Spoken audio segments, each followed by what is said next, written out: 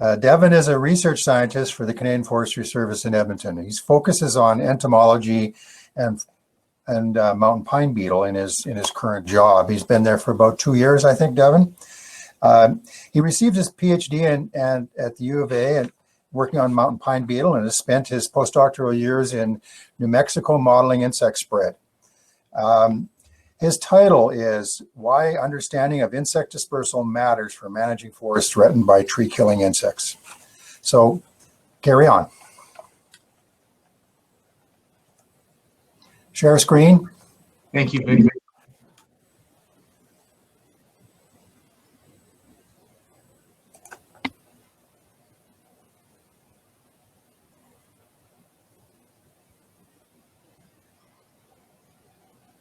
Sorry, it's just taking a little while here.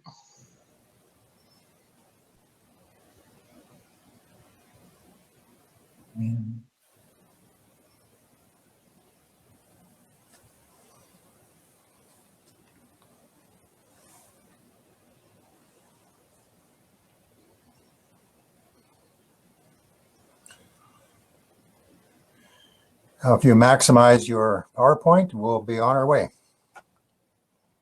Perfect. There we go. Thank you, Vic. So in this talk, I'm going to challenge the dominant paradigm in managing insects that kill trees. And the reason I'm going to challenge that paradigm is not because I think that it is incorrect or poorly advised or poorly informed, but because I think that there are other options that haven't been considered. And I'm going to present an argument for why some of those other options may be important as well. That dominant paradigm is the slow to spread paradigm, and it has been applied to great effect in the gypsy moth system that many of you are probably familiar with. The gypsy moth, an invasive, it was introduced in the eastern US and spread southward and westward from there.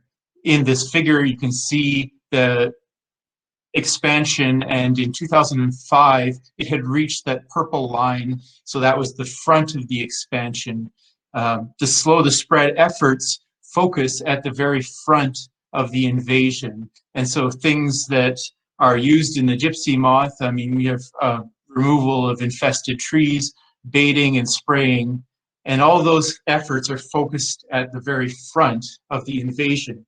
Well, what's the rationale behind that focus on the front? Well, growth rates of many insect populations are highest at the front of the invasion.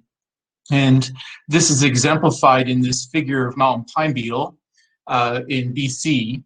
So I'm showing 2005 here. These are growth rates on the log scale, so numbers of infested trees in the current year versus the previous year.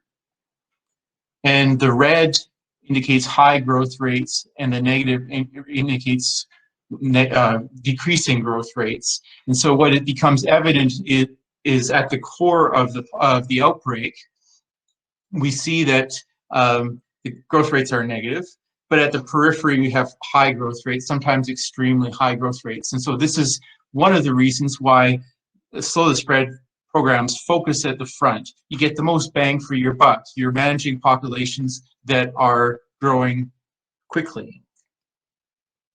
Another rationale for focusing at the front is a rationale for not focusing in the rear of the invasion front, so behind the invasion front.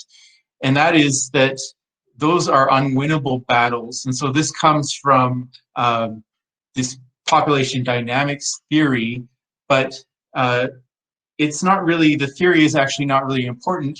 The concept is that as the population size increases, you have all these positive feedbacks which enable the population growth rate to go faster and faster.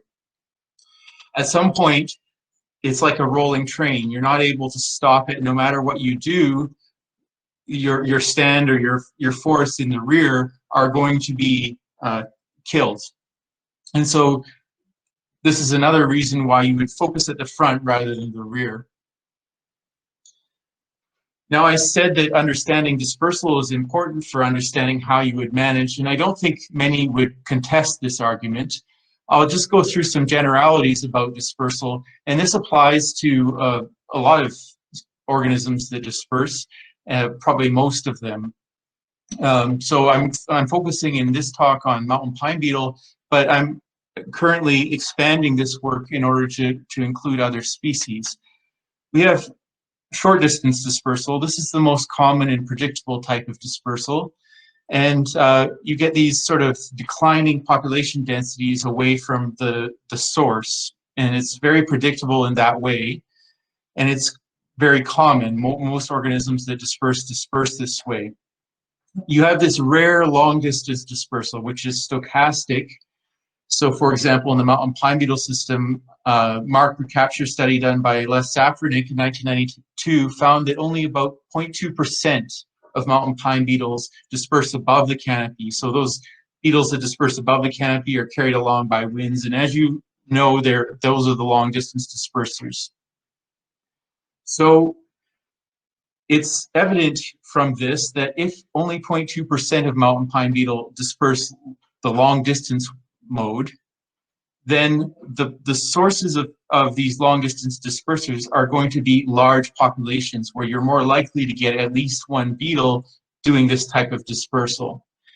And so in that case, where you'd expect dispersal to happen in this long distance way is that they would be originating in the large populations behind the invasion front, and they would move leapfrog towards the invasion front. And so a metaphor that I've come up for this is a popcorn maker. If you imagine a popcorn maker at the center of an outbreak without a lid on it, then you have this popcorn that's popping out of the popcorn maker and leapfrogging to the front of the invasion. The Slow the Spread program focuses on removing or eating those popcorn kernels at the front of the invasion. An alternative would be to put the lid back on the popcorn maker and to keep those long distance dispersers from ever getting to the front. So back to the same image that I was showing you before, some evidence of long distance dispersal. Well, whenever we see growth rates that are extremely high, higher than is biologically possible in an outbreak that is intrinsically generated, so that it's growing under its own steam, those are hints that we've probably had a large immigration event. So what is that threshold for what is biologically possible for mountain pine beetle if they're growing exceedingly well? Well, the BC Ministry of Forests used something like an infested to a ratio of 5. I think that a more conservative ratio of maybe 10 is a better idea. On the log scale, that's around 2.5. That's exactly on this color bar where it turns from gray to red.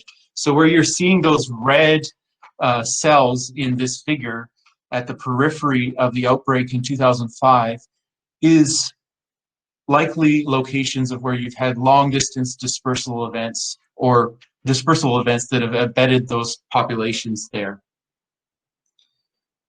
So in order to study this better, I've developed a spatial eruption index, and I'm not going to go into those details too much, but it can be applied over large landscapes, not just small grid structures, as you might suggest from this image. But what we're looking at is this, how explosive is the population growth in space.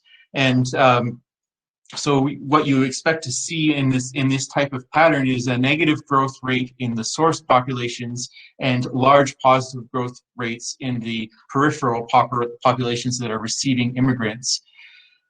Using this spatial eruption index, we can look at what are the driving forces. So characterizing outbreaks in space according to their eruption index enables us to examine what factors enabled very negative eruption indexes. So I should indicate that the more negative the eruption index, the more explosive the local population growth.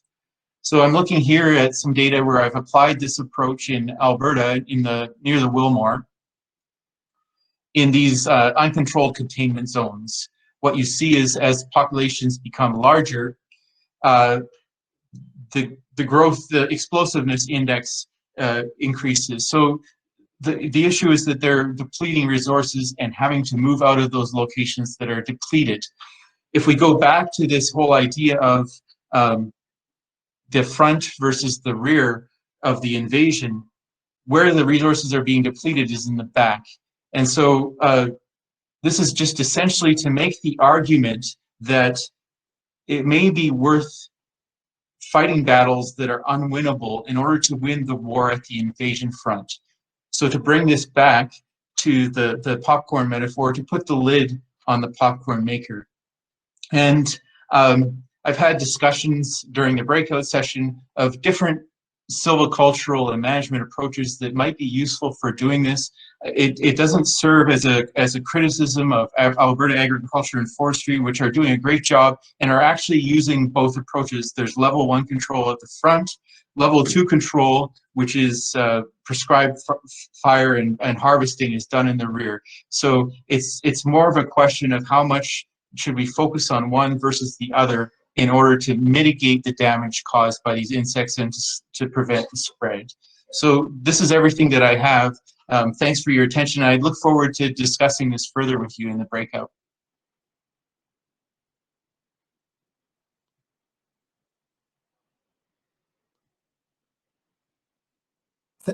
Thank you. Thank you again.